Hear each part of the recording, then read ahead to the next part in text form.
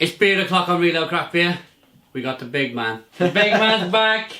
The irony cannon is out. Well, we've had lots and lots of people asking for Chris to come back. I thought, come on, let's just get it done. Let's have a drink on a Sunday.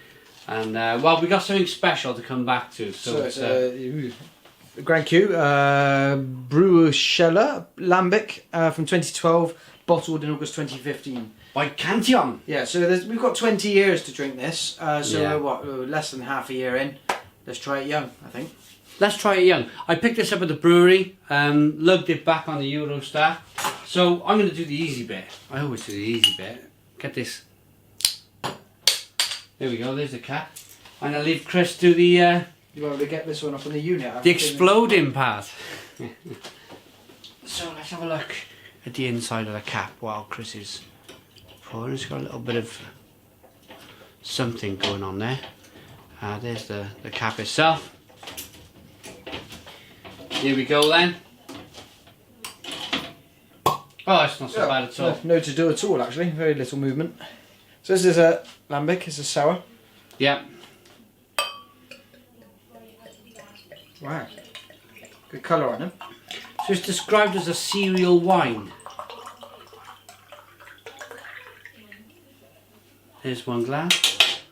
Not much in the way of carbonation, but I suppose with it being such a young beer, Yeah, and being able plenty of to, time for this one to develop, isn't there?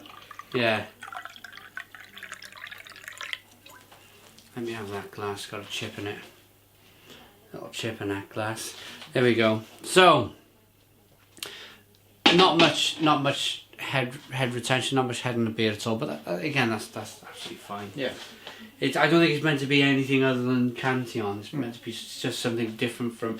The yeast is going to be the star of the show here. So no, yeah, I'm surprised. Very often these kind of blow a little bit, but actually, unusually, maybe this is a particular thing we don't know about. Yeah. Often you see these sort of with the champagne kind of style case on, and you have to pop the cork with your thumb rather than this one was done with a corkscrew.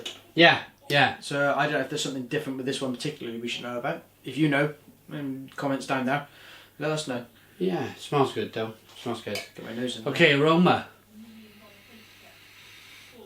Yeah, it's got that lovely kind of. It's slightly. It's got that slight vinegar aroma to it. But more in the balsamic end. Yeah. It's not like Yeah. not a malt vinegar that you'd have on your chips. It's a fruity kind of bang of it, isn't it? Yeah. And it's really, really sharp. It's like a beer that's been left out. Basically, what they do, they got a very shallow swimming pool called a cool ship. They leave the windows open, and the yeast comes through the window and just ferments the beer. So it's wild yeast rather than.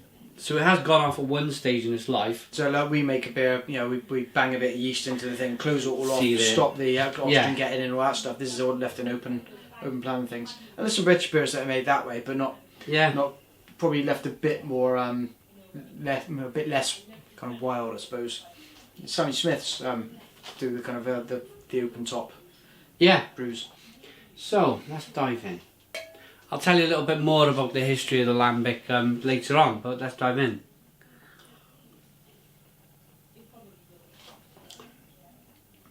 Oh yeah.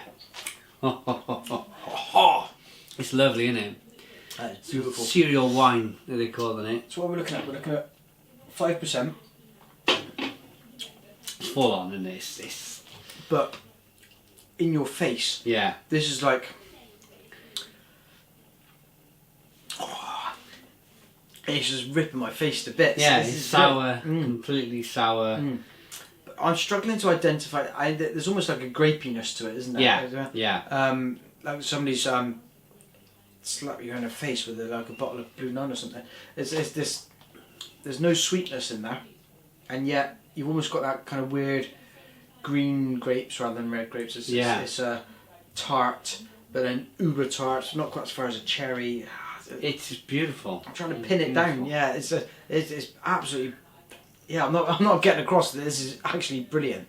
Yeah, yeah. But it is. It is a brilliant beer. Basically, what happens in the first few months of this beer's life, it does completely go off. It goes completely sour. It's a terrible... The first few months of this beer's life, you wouldn't be able to drink it.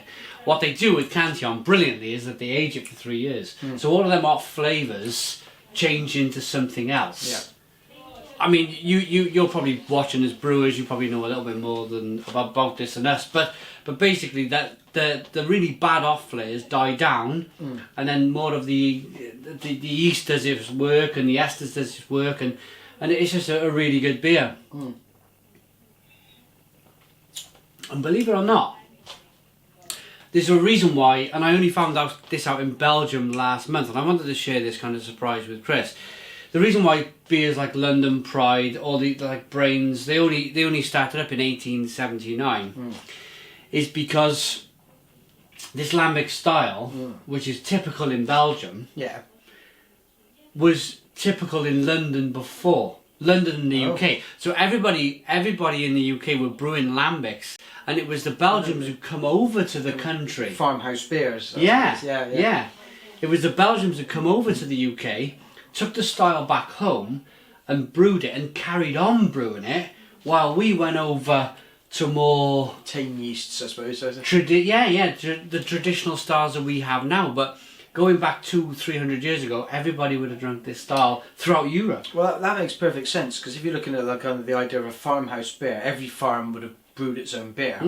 And then you're kind of, you're thinking, well, why would you have had control over it anyway? And it comes down to, the stick they may have used to stir their beer may have had a particular kind of yeast on it. Yes. But you wouldn't necessarily have that version control in no way, shape or form that you would think about in a modern beer. Yeah. Guinness, whatever, it doesn't matter. But they have a very clearly, strict idea of what yeast is getting in there and what is going to funk up those flavours.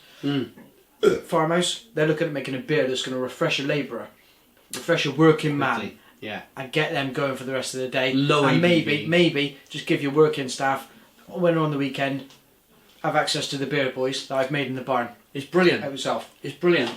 So, quick recap, and then we'll give a rating. What do you think, Chris? It's lovely. I'd love, like I have with a few other Cantillon beers, to leave this a couple of years in the bottle, and maybe come back to it in a couple of years' time and see.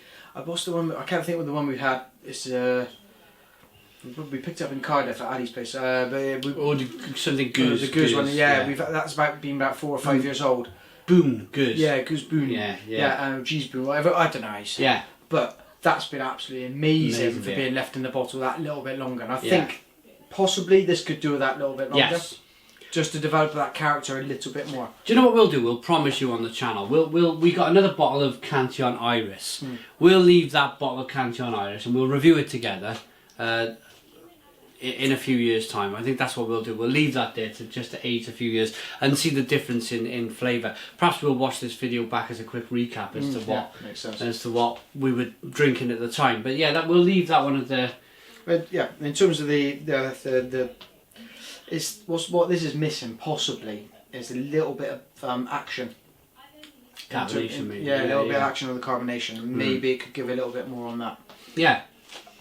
Maybe I'm entirely wrong, and this is how the beer is meant to exactly be. But I've not come across one like this quite before. I think it would be a little bit more carbonated the more you leave it, and I think that would be a better way to kind of drink it. But it's still a very good beer. Oh yeah, brilliant, really good. You get the flavours immediately. You got to work with them a little bit more with your mouth rather than the opposite way around. So you're not looking for the carbonation just to hit you. Yeah. Would you rate this one? I'd happily rate this. This is you can tell this is at the moment it's a solid 8. I can see it becoming better. Yeah. The longer in the thing to up into 9.5 territory easily, but. For the time being, as it is, for a 4-month-old bottled, plus 3 years in the barrel or whatever. Yeah. This is a solid 8 for me. 8 out of 10. Yeah, I'm going to join Chris on an 8, and I think it would get better in the future. Brilliant to have him back. You've all been asking. He is back on a Sunday. We got to do it more often. We're promising to brew a Christmas beer together in the next few weeks. So we might do a little bit of periscoping or something on that. But thanks for watching. Check out Relay 140 and cheers.